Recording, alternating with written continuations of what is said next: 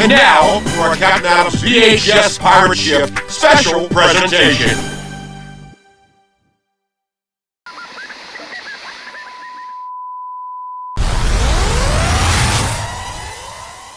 Last time on Into the Microverse, we explored the history of video game characters and the importance of the concept and how it's not always a guarantee for success. We briefly discussed the long history of unsung and underrated video game heroes such as Mappy and Mr. Do, and we were puzzled as to why Mr. Do has yet to receive a miniature arcade cabinet. We delved into video game marketing and merchandise and as to why some video games are marketable and others are not. And we dared ask why Pac-Man is more memorable than Dig Dug, despite the fact that both these games are Namco arcade classics. And we had the cojones to ask, who the hell is My Arcade and why they suddenly decided to make a Mappy miniature arcade cabinet? And we explored their version of Dig Dug, and despite the fact that it's a great rendition of the game, it still has a nasty secret. And we delved into the phenom of Q*bert and how he rivaled Pac-Man as the most iconic 80s video game character, and how he was a merchandising powerhouse and had a miniature arcade cabinet in virtually every line of them that existed. And we explored Basic Fun Incorporated's second version of the foul-mouthed orange fuzzball. Where will our journeys land us next? Find out as we go even further into the Microverse!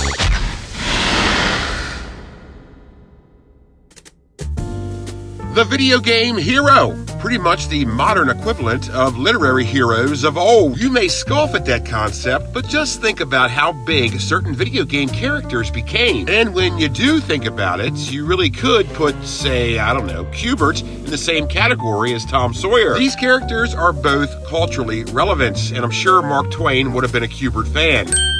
The point is, when a video game gets so popular, the character that's involved also becomes a marketing phenom. Just think about how big Mario became, which is surprising considering he started out life in Donkey Kong simply called Jumpman, which kind of sounds like a shitty radio DJ. Hey, happy Monday, everybody. It's DJ Jumpman, spinning the wheels of steel to get you through your workday. I'll be rocking the hits till you call it quits, and I'm giving away tickets all day long to see Heat Lightning and Stormboard at the Picadilly Community Center. That's right, be caller number 9 at the right time, and you get them. And now here's the wacky weather report.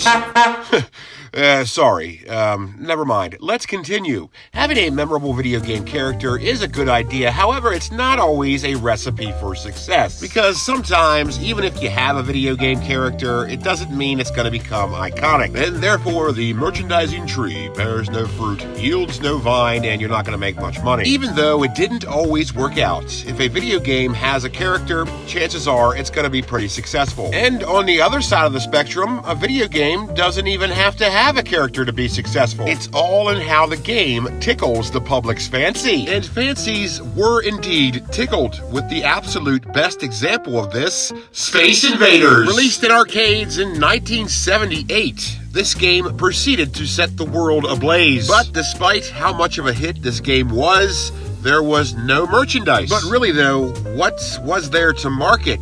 There is no characters to speak of, so what is there to hang your hat on? And that's where one of the important aspects of having a character in your video game comes into play. When you have no character in your game, there's nothing really to make merchandise for. And there will be no merchandising revenue, and you'll have to rely on the game's own merit to make your fortune. 1 quarter at a time. So it really wasn't until Pac-Man and Q*bert that there was a merchandising market for video games. But apparently in some cases that doesn't really matter because Space Invaders still made a shit ton of money. So even if your game didn't have any characters, like Space Invaders didn't, there was still a way for you to merchandise your game by way of the arcade mini cabinets. And of course, in 1981, Coleco had made this a thing. But do you know what I'm really surprised about? What? Space Invaders would not have an arcade mini version until 2005. What the f***? I just happened to find that shockingly surprising. I mean, the point of an arcade mini cabinet is to make a merchandisable asset for an arcade hit. That has always been the point of them. That will always be the point of them as a money-grabbing novelty for a video game franchise. And so, for no one to cash in on a mini version of Space Invaders until 2005, is a little bizarre to me. And just who is this trailblazing pioneer company that finally decided to make a miniature arcade cabinet version of a little-known game called Space Invaders? Well, it's a company called EXCALILUR Electronics, and they made their own line of miniature arcade cabinets. Not that anyone would know. This is the first time I've ever heard of them. Apparently, they didn't do very many games. The only ones I was able to find was obviously Space Invaders, and they did a version of Frogger. So, since nobody knows about them, they can't be very good, right? Correct! Yeah, this is kind of like if Fisher-Price were to release a line of My First arcade games. This is what it would be like. The screen is backlit and fully illuminated, which is nice, but still, the way the game plays and looks, it's pretty much like a colorized Tiger Electronics handheld game, which is the equivalent of shining a spotlight on your dog while it takes a dump. It's showtime! Who's a good boy? And yes, their version of Frogger is the exact same way, but the arcade cabinet design is pretty nice. Still though, this game stinks. This really isn't any better than the original 1981 Coleco mini cabinets. This came out in 2005. You couldn't do any better than that? Well, let's just let it up to a company that knows how to make a good, modernized miniature arcade cabinet.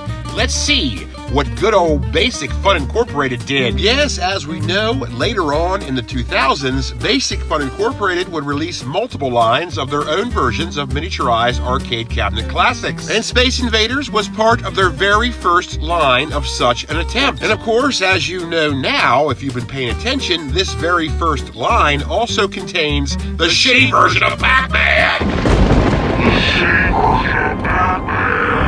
Which used the same groundbreaking technology as a pocket calculator. But never fear, I'm sure their version of Space Invaders is way better, right?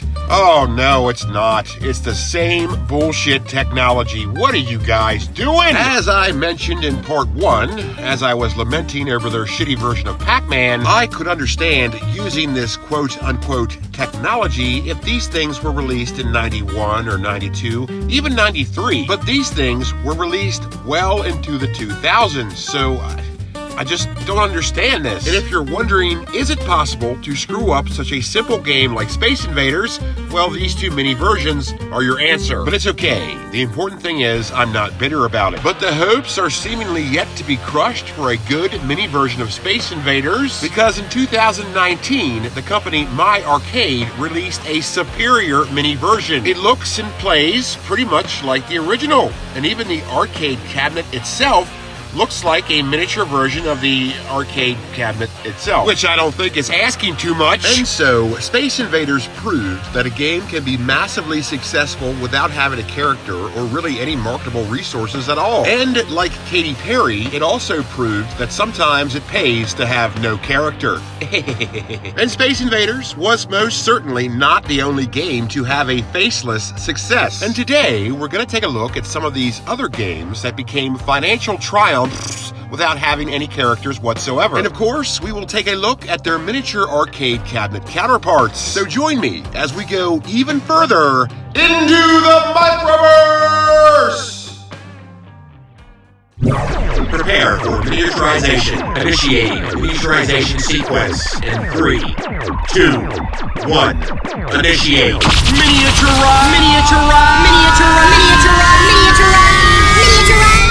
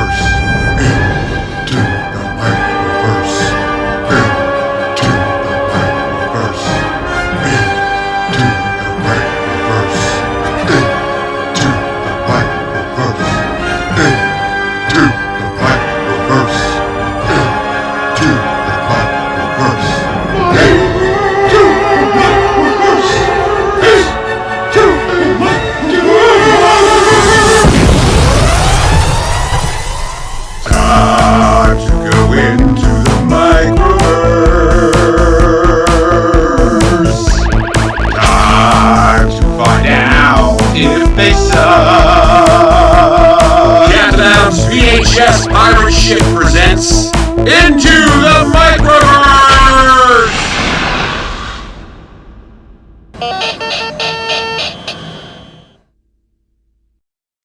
Space Invaders would be the standard bearer for the new genre of video game that would become known as Space Battle Games, for which there were plenty of throughout the early 80s, and this all seemingly started in 1979 when Namco would answer back to the popularity of Space Invaders and lead the charge of the influx of the space battle game with Galaxian. And this, at the time, was regarded as a superior game to Space Invaders, offering full-color sprites, supreme animation and gameplay, not to mention pretty bright sound. Galaxian was giving Space Invaders a run for its galactic money. And like Space Invaders, Galaxian was popular whilst involving no characters whatsoever. But that doesn't mean it wasn't regarded as marketable, because unlike Space Invaders, Galaxian actually had an arcade mini cabinet. And I'm not talking eventually had an arcade mini cabinet like Space Invaders did. I'm talking at the boom era of the mini cabinet, as it was a part of the first line of the 1981 Coleco mini cabinets. No one waited for the grass to grow on this one. Galaxian was pushed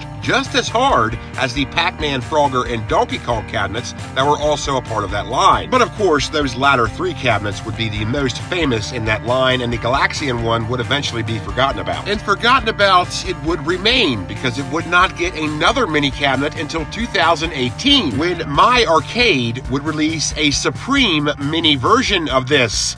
Well, to be fair, this is one of the only mini versions of this. And much like their rendition of Dig Dug, My Arcade once again nailed it and gave us a damn near perfect mini version of the arcade cabinet, with accurate cabinet artwork, and even the cabinet design itself is basically like the original, making this a little baby Galaxian. Here's my little baby. Galaxian enjoyed massive success, and its fame would echo through time, but only by way of mere meager murmurs and weak-hearted whispers. Alas, its arcade accolades would dwindle, and its popularity and fame would be usurped. And by an ill and ironic twist of fate, its thunder would be stolen by its presumed sequel. So let's delve into that and talk about Galaga. Not Gallagher, Galaga.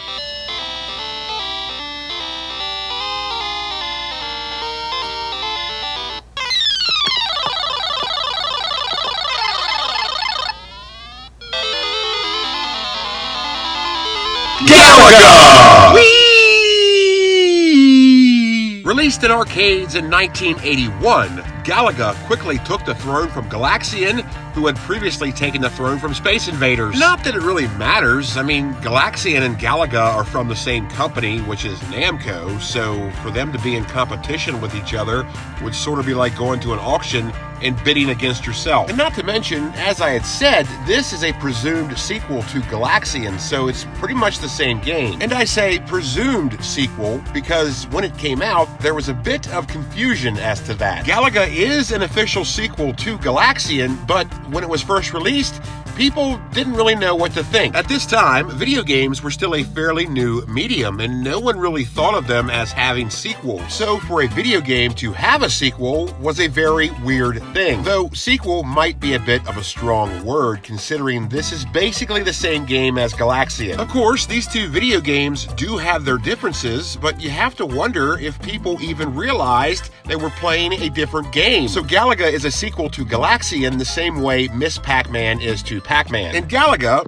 even though it's sort of the same game, would prove to be superior to Galaxian, or at least that's what people thought. And what people thought is all that matters, because Galaga was bringing in revenue hand over fist. And even though it is officially a sequel, it is basically just an improved version of its predecessor. And this was enough for Coleco to never make a mini cabinet of it, despite how successful it was. Think about it, why would they waste the manufacturing cost? It's basically the same game. And for the technology they were using back in 81, whatever subtle differences there are between the two games isn't going to translate into a mini cabinet. They would look the same, so why would any company waste the money manufacturing a game that looks like a game they just released? Now, I say that, and it sounds pretty good, But Coleco is the same company that would not only release a mini cabinet for Pac-Man, but also a mini cabinet for Miss Pac-Man. Jeez, talk about your subtle differences not translating well. I mean, come on, that had to be the exact same game, so I wonder why they didn't make one for Galaga. But the future would eventually grant Galaga a mini arcade cabinet version, and Basic Fun Incorporated would include it in its first line. And it would also be included in their second line as well. And remember when I asked why a company would make a mini cabinet of Galaga when they already made a mini cabinet of Galaxian? Because they're basically the same game, and why would a company waste production cost manufacturing something that's exactly the same? Remember that? I do. Well, my arcade certainly didn't share the same opinion that I speculated Coleco had, because in 2018, not only would they release Galaxian, but also a mini version of Galaga. And much like their Galaxian version, this is very well done. Splendid artwork, it just feels like a miniature version of the arcade cabinet, which is supposed to be the point of these things. Okay, sure, it looks good, but beauty can often be only skin deep. How does it play? How does it sound? How does it feel? Well, let's find out. Well, looks okay. It's very bright. The animation is crisp. The controls don't seem to stick and aren't very awkward. And how does it sound? Well, yeah, it sounds like Galaga. You know what they say, if it looks like Galaga and sounds like Galaga, it's probably Galaxian. Yeah, I know, there's subtle differences between the two games, whatever. So this is pretty okay, but you know, there's just something about these My Arcade games that just don't sit right with me. What is it? Well, I think I already know what it is, and you may already know what it is, but let's keep all secrets till the end of the ride. Yes, secrets will be revealed as this series wraps up. Overall, this is a pretty good mini version of Galaga, and it certainly has that je ne sais quoi, which is fancy talk for it looks good on your shelf. So, Space Invaders, Galaxian, Galaga, and the menagerie of all the other space battle games don't include characters, but were always very popular. But even if your video game did not have a face and did not take place in space, it could still be a hit. Just simply change out outer space for a magical forest and include a storyline that seems like it was written by someone on DMT, and boom! You've got the next arcade hit on your hands. So let's talk about the game that'll make you want to try peyote. Let's talk about Centipede. Centipede! I'm a centipede. Centipede creepy crawled its way into arcades in 1981 and instantly became an arcade classic and one of the most bizarre and unique video games in history. The premise of the game is simple enough. You're trying to defeat a centipede, and each time you do, you ascend to a higher level to do the same thing again. Oh, and by the way, you're in a mushroom forest and battling insects. On its face, it is pretty easy to explain, but I am leaving a lot of stuff out, and I would have loved to be in that developer's meeting when this game idea was pitched. All right, so check it out, right? Okay, you're either this really small guy fighting bugs, or you're this normal-sized guy fighting really big bugs, okay? But you're in this mushroom forest, all right? Okay, check it out. Are you with me? You're in this mushroom forest, and you're shooting bugs, and you're trying to defeat this centipede that keeps like crawling around the level, and you gotta shoot his segments, and every time you shoot a segment, that segment turns into a mushroom, and the mushrooms will impede your firing path, so you gotta destroy them too. And there's ants that come down. No, please come down, and they drop more mushrooms, so it's more of a pain in the ass. And the spiders come and they eat the mushrooms, but they're not good guys, they're bad guys, but they still clear the level of mushrooms for you, so that's nice of them. And then there's these scorpions and stuff, and it's just gonna be a great game. Great idea. Yeah, that's pretty much the basis of the game. You're either a normal-sized guy fighting giant bugs or a tiny guy fighting normal-sized bugs. No one has ever really been able to explain that to me. And you're in a mushroom forest for whatever reason, I don't know. And the whole time, there is a centipede menacing around the board that you have to defeat. You defeat him by shooting all of his segments, and every time you shoot a segment, it turns into a mushroom. Totally normal. Okay, so there's that. But other than the Centipede, there are other buggy bad guys you have to contend with. There are spiders that come in and dance around and eat the mushrooms and get in your way. But these guys are pretty handy though, even though they're bad guys, because mushrooms will impede your firing path. And the fewer mushrooms on the board, the better, because you'll have a clearer shot at the Centipede. Is everybody getting this so far? And then there are fleas that come down and leave mushrooms everywhere they go. You know, like fleas are known to do. Yeah, the more you dive into this, the batshit crazier it gets. But that's not all. There's also scorpions. And when they touch any mushroom, it turns that mushroom into a poisonous mushroom. And if the Centipede touches a poisonous mushroom, it drives it mad momentarily, and the Centipede will attack you directly. Man, this game's fascination with mushrooms surpasses that of Super Mario Brothers. So Centipede is a rather bizarre game, but immensely popular, and one of those games that always comes up when you talk about arcade classics. Yeah, it's right on par with Pac-Man, Space Invaders, Q*bert, Frogger, all those games. This one fits comfortably right alongside them. And Centipede certainly is very unique among those examples. Centipede was very popular, and still is. And like Space Invaders, Galaxian, and Galaga, it has no characters, which is why we're talking about it. And much like those games, Centipede had no merchandise, for there was no character to market upon. And when I say merchandise, I'm not talking about the home versions of these games because, well, that's just a little too obvious. And all of these games had home versions on practically every console that's ever existed. No, I'm talking about good old merchandise. Got your toys, your stickers, your buttons, your bed sheets, your t-shirts. And Centipede did not have any of this. That treatment was usually reserved for video games that had characters, which is pretty much what I've been prattling on about the whole time. And since Centipede didn't have any characters to speak of, there was no merchandise. I mean, I guess they could have gotten away with it, but what were they supposed to do? Make a toy of a spider, or one of the fleas, or perhaps even the Centipede itself, which, by the way, doesn't exactly look like a centipede. This is a centipede.